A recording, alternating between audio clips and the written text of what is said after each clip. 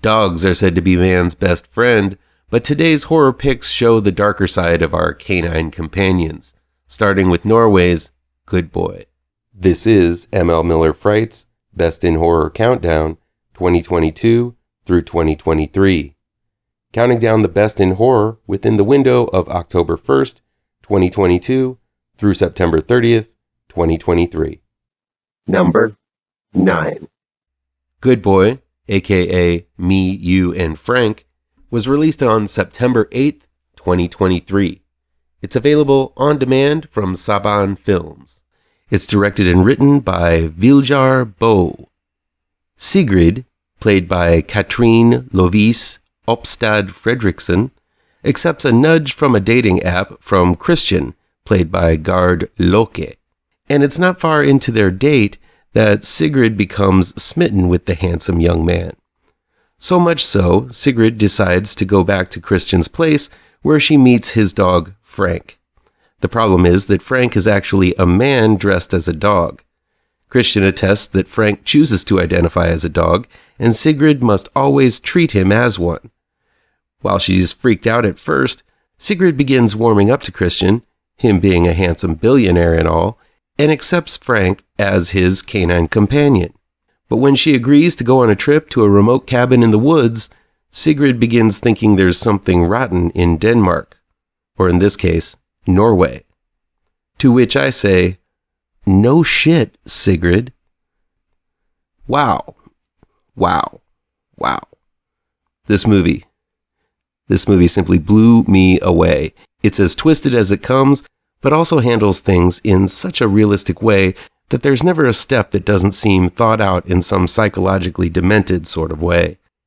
Sure, it's nuts to have someone actually want to be treated like a dog, but put in the context of this film, it really isn't all that out of the question. That's how nuts this movie is, and that's the sick and twisted places this movie takes your brain. You actually accept the fact that someone would want to live in a dog suit and go around being treated as if he isn't a human being. And worse yet, that someone would accept the fact that it was okay to treat someone in such a way. Good Boy really says a lot about today's society, as Sigrid accepts this situation pretty quickly.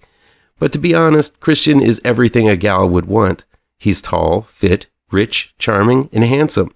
And I'm sure there are gals out there who might be compelled to overlook something like his pet man dog in order to get some of that.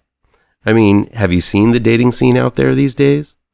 And while there are going to be some who scream at the scream, "What the hell are you thinking, Sigrid?" as Sigrid becomes entangled in Christian's world, if you're being honest with yourself, and I'm being honest with myself, we've all compromised something in our pursuits of happiness. That's the uncomfortable situation Good Boy brings up, and it makes us, as the audience, sit in that murky moral conundrum for the bulk of the movie. And that exact icky feeling is why I love this movie so much. The acting is superb.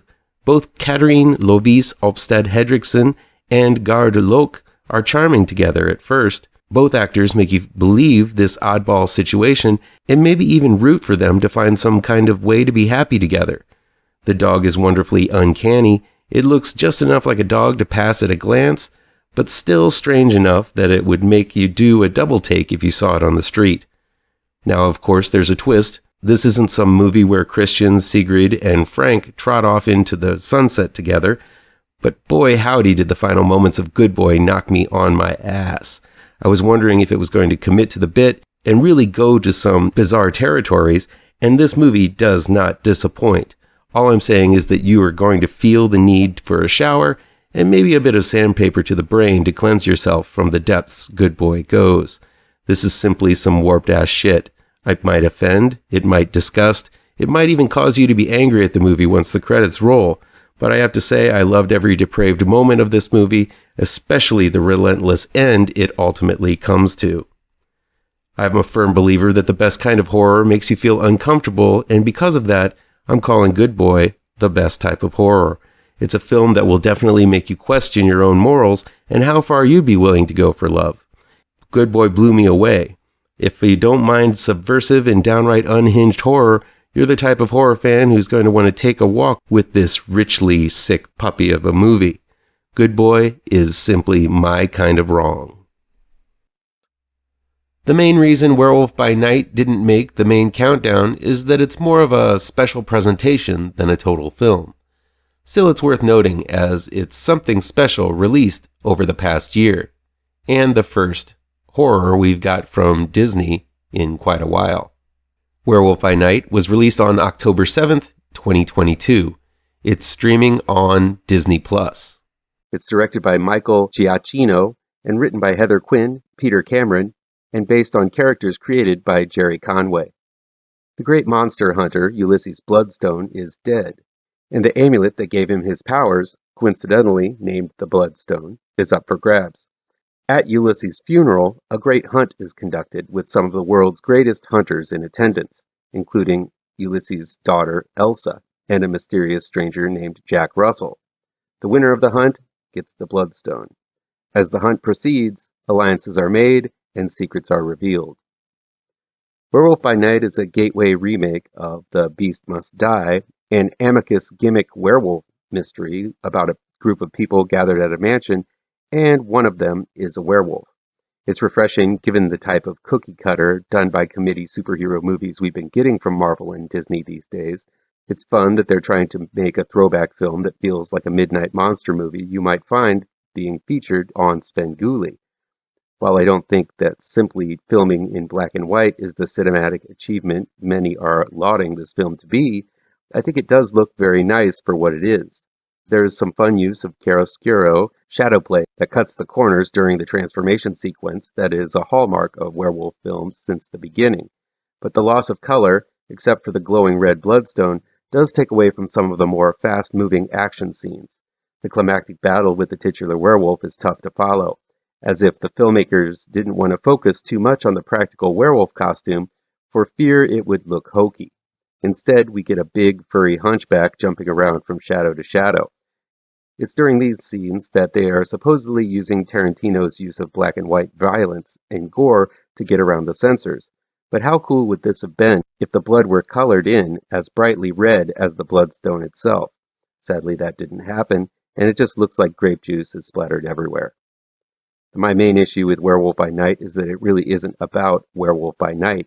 I'm a huge fan of the classic series, so when I found out Marvel was doing a throwback special featuring the third-tier character, I was jumping for joy. Every character is someone's favorite character.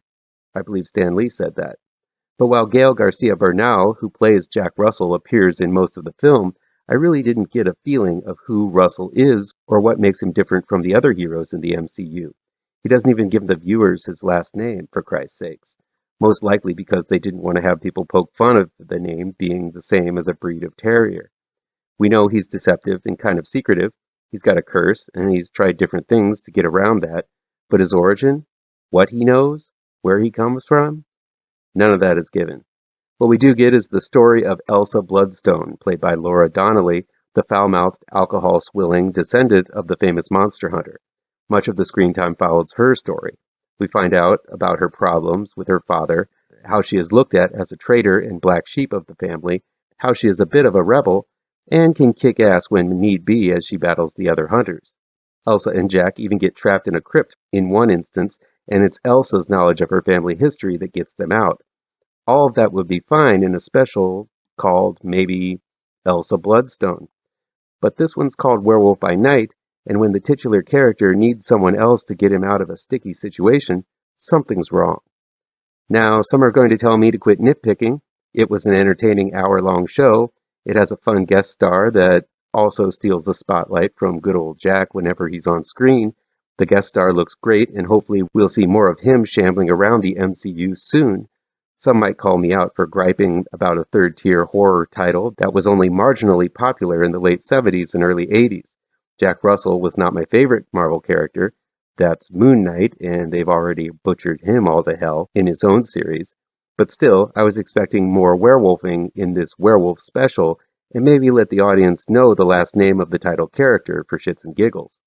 This was a scant intro of Werewolf by Night to the masses. I'm glad so many people are digging it, because maybe that'll mean we'll see more and find out more about Jack Russell and his curse in the future. Maybe we'll get an origin next Halloween, and this will become an ongoing special to celebrate every year. As is, this was a fun experiment from Marvel and Disney, One I think lacked focus on the main character. One I think really was lacking because of no transformation sequence. One I think really didn't know or want to know the main character. But still, having endured some of the more recent Marvel efforts, it ranks as one of the more better looking and entertaining ones. As always, feel free to agree, disagree, or how about you play along at home and give me your own picks for your favorite horror movies. It's October, so let's talk horror. Come back tomorrow for the next level in the Best in Horror Countdown. Be sure to hit all of those pertinent bells and whistles down below, and you'll never miss a post. Happy Halloween, folks.